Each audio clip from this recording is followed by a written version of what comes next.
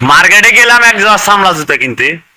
সামলা জুতা যখন কিনতে গেলাম, যেটা পছন্দ হলো ওইটা যখন দেখলাম, দেখার পরে দিয়ে দোকানদাররা বলতেছে, ভাই এটা চায়না জুতা, খুব ভালো জুতা, এটা নিতে পারেন। গেলাম একটা শার্ট কিনতে, যখন শার্ট কিনতে গেলাম, শার্ট কিনতে গেছি, আর শার্ট যেটা পছন্দ হলো ওইটা বলতেছে যে ভাই এটা চায়না শার্ট, এটা খুব ভালো শার্ট, এটা খুব দামি শার্ট, এটা বাংলাদেশি কোনো শার্ট না।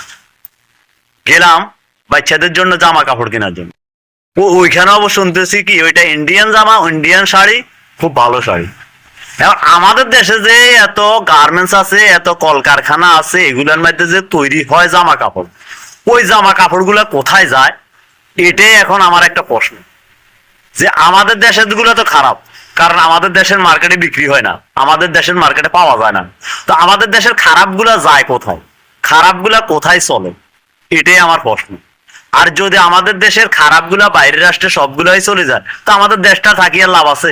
দেশটাও চলে যাক বাইরে, দেশটাও বাইরের রাষ্ট্রে চলে যাক, যেহেতু আমাদের দেশের পণ্য আমরাই ব্যবহার করতে পারবো না। আর আমাদের দেশের পণ্যগুলা বলতেছে এটা কি খারাপ, এই কারণে দোকানে পাওয়া যাচ্ছে না। এখানে এগুলো পাওয়া যাচ্ছে কোথায়? আর ইন্ডিয়ান পাওয়া যাচ্ছে, বা আপনার পাকিস্তানি পাওয়া যাচ্ছে, চায়না পাওয়া যাচ্ছে, এই ধরনের রাষ্ট্রে যেগুলা, ওইগুলার গুলা পাওয়া যাচ্ছে আমাদের বাংলাদেশের দোকানগুলোতে।